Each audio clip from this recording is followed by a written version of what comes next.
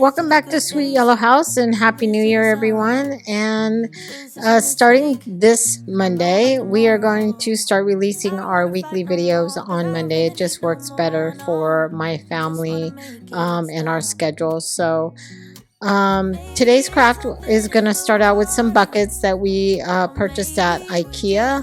And I got quite a few of them. I think we purchased these for my brother's wedding and then never ended up using them. So I'm going to grab some DIY faded burlap paint, and I'm going to dispense that into a cup, and I'm going to add water into that to thin it out before I add in the baking soda. I want to add quite a bit of baking soda into this just because I want it really thick and textured, and I'm going to do a base coat. Just to let y'all know that we are going to be adding a lot more content to our channel and also to our website. So if you haven't gone over to check that out, please do. And if you haven't subscribed, then please do. Also, it really helps us out and lets us know that you like what we're doing. So, and I very much appreciate that. So I'm going to do my base coat on this, and I will say that probably before I do this, just because it's a fairly slick surface and I was having a little trouble here and there getting it to stick, you might want to do like a spray flat coat of clear paint on that. So once I do a base coat on that, I'm going to let that dry, and then once while that is drying, I'm just going to go through and grab some molds that I want to use on these. And I use the IOD and Ancanthus and Laurel mold, and also the Fleur de Lis, and these are all from IOD. I did use one mold from Prima, and that is the animals mold. So I grabbed my paper clay, and I'm just going to pick and choose which molds I want to use. The only reason why I use the Prima animal mold is because they were smaller and fit better on my bucket than the ones from IOD. So I'm just kind of here making some molds, and I'm gonna pick and choose which ones. Right now I just make molds and I kind of go along and decide what I want to make my design and what elements I want to add to that. So once I get all of those molds made that I want, or a design figured out, then I grab my Titebond glue and I glue those down as I go.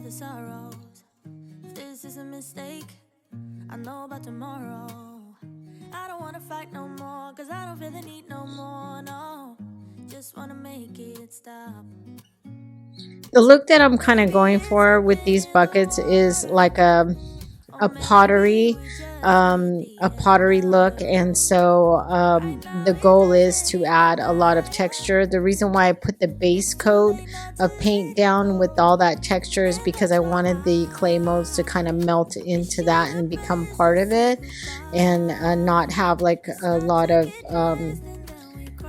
openings or lifted edges on that. And I just felt like it would hold better to that rustic and really textured surface. And here I'm just filling in that little ridge in the bottom of the pod. I'm filling it in so that when I lay down the little rooster, his legs have something to rest on, even a more even surface, so that it wouldn't break at some point from the not having any support from the back.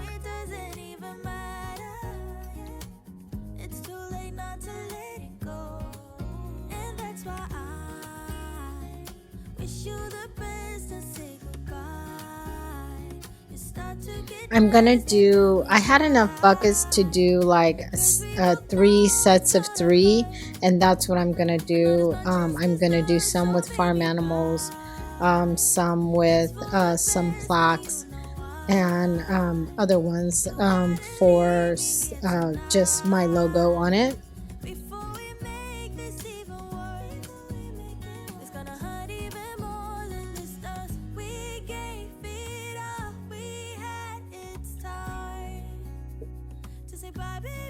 Another thing that I decided to do, and I didn't get this on video, is that I actually got my drill and I drilled some holes in the bottom of these buckets because they are you can really plant some plants in there. You can use them and put a potted plant in there, but I did want some drainage because I am going to use these for some herbs in my kitchen, and I wanted to make sure that was able to drain, the water was able to drain out of those. So I did drill some holes in the bottom of those after I was all done.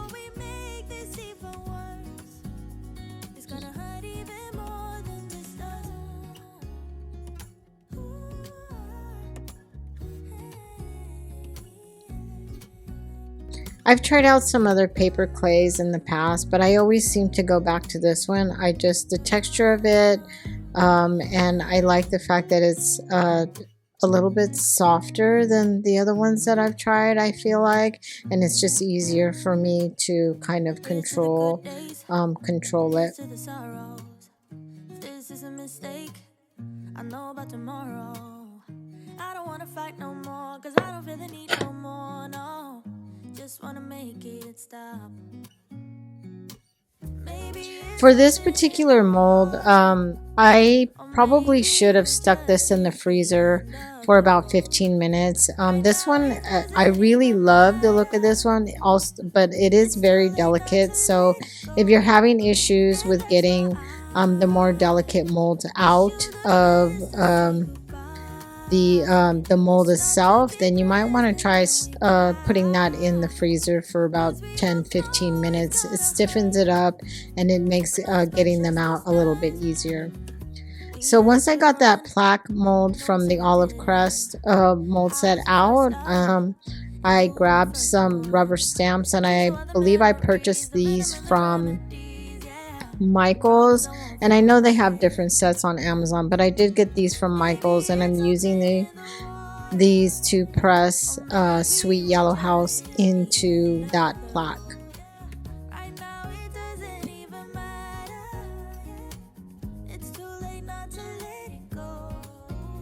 Here I'm just trimming off some of that border because it's a little bit too long and it goes way around the bottom of that bucket. So I'm just trimming some off so it fits on there nicely.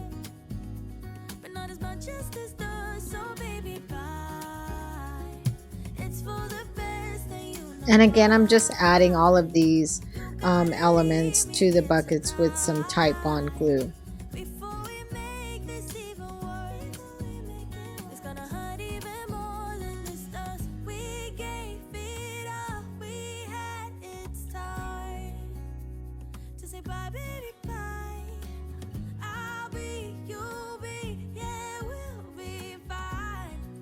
I found some other like stamp type of things, and these are for stamping, I think like fondant or something. I got them from Amazon, and they make the impression a little bit deeper than the other stamps that I use. And so I found these in one of my long lost drawers in my craft room, so I decided to give it a try, and I really did like them. They did a really good job. So what I'm doing here is I'm grabbing some of that paint that I had mixed up with the baking soda, and I'm just putting a little bit into the cup, and I'm actually watering that down with quite a bit of water. And what I'm trying to do is make a wash to wash over that those clay molds that I've stuck on there. And the reason that I'm doing this is because I don't want all of that baking soda to take up any of those details in those molds. So I just want to wash to get it to the same color as the bucket, but I don't want it to build up a bunch of texture over that and lose a lot of the detail there. So Once I got all that dry with my heat gun, I went ahead and started layering on that mixture again, and I'm using a smaller brush to get that over the molds just so that I don't cover all of those impressions. And I'm just I did about 2 layers of that around the bucket just to give it some good texture, and then I let that dry.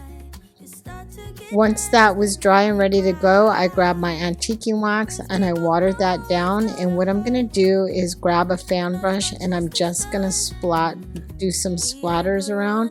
And at this point, what I'm wanting is layer and layers and layers, because layers is how you get that really old rustic look. So once I got those splatters where I wanted, I grabbed some white wax and I watered that down as well.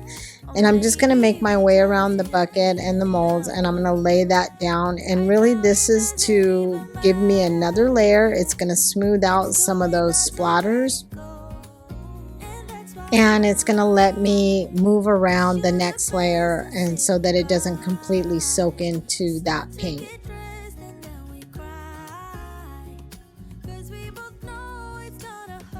So I'm just going to make my way around that bucket with some watered down white wax and also some full-blown wax not watered down, just to give me some texture to that white wax as well, and to give me some different degrees of intensity of that white wax.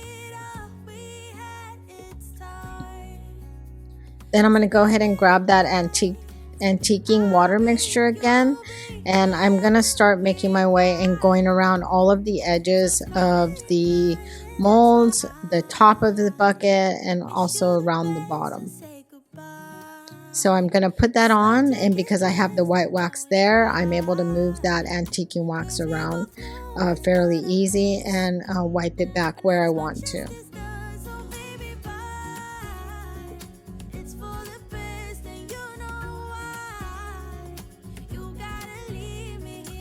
So once I got that where I was happy with it, I grabbed my DIY dark wax and a really soft kind of pouncing brush, and I'm making my way around the edges, all around the edges. And once I get it around the edges, then I just kind of feather those out. So that it just kind of looks like it's you don't see a really hard ridge, so that it just looks kind of feathered out and smoothed out as it's moving away from those molds. I do that around the molds and the top of the bucket, and also around the bottom, anywhere that you would assume that dirt would stick or you know, weathering would happen. Just wanna make it stop. Maybe it's something in the water, or maybe we just hit the end of the road. Right now it doesn't even matter. So I decided on a couple of these pots that I wanted them to look like they had some moss. So I grabbed this moss texture type paint, and I have 3 colors here. These are the 3 that they come in, and I'm just going to put a little bit down on each plate. I mean, a little color of each on the plate. And with this, it dries really fast, but I will say that you want it to, once you get it on the plate, let it sit for maybe 5 minutes. It gives it a little thicker texture, because what you want it is to put it down and have it look like it's actual moss sitting there. So I'm gonna start off with the darkest color and work my way to the lightest. So I'm just putting down the darkest color everywhere where I want excuse me, the moss to be, or where I thought it would naturally end up. And I'm just putting that all down, and as I'm pouncing that, I'm not wiping it, because I want, once I pull that brush away, I want it to leave a lot of like texture to it, like almost like moss has like those fine it looks like fine hair texture. So that's what I'm going for. I'm just making sure that my brush is moving up and down and I'm not swiping side to side. So here you see I'm going in for my second color and I'm putting that right on top of the dark color because moss has a lot of, if you look at it, different colors in there, different shades of green. So I'm just making sure that I have all those different shades showing. And here I'm showing you keep your brush straight up and down and move in a pouncing motion and not in a swiping painting type motion.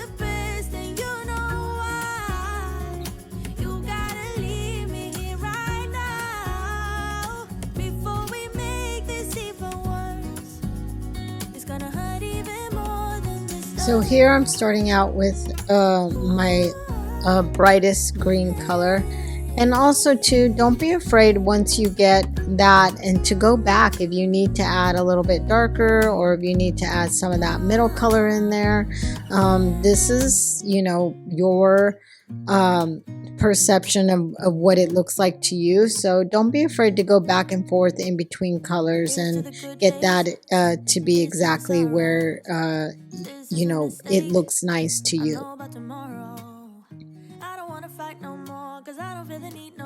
I didn't spray these with any kind of base coat or top coat, but if you wanted to, I would recommend that you do spray it with a flat so that it keeps that really rustic flat look. But depending on where you're using these, I'm just using mine inside, so I'm not worried about them getting too beat up, you know, from the outside elements and stuff. So but I do end up later going back and spraying these with a quick coat of just flat clear coat. And that's how that turned out, and I'm really happy. I really love this moss textured paint. It's really nice, the colors and the way that it makes everything turn out. So well, we hope everyone had a happy new year and had some really great holidays, and we are looking forward to so many new things this year. And thank y'all for sticking with me. Just the holidays and my boys' schedules have just kind of ran away with all my time. So I hope everyone is looking forward to the new year, and we have some spectacular things planned for the house and vlogging and doing some really interesting things along the way. So we will see you soon.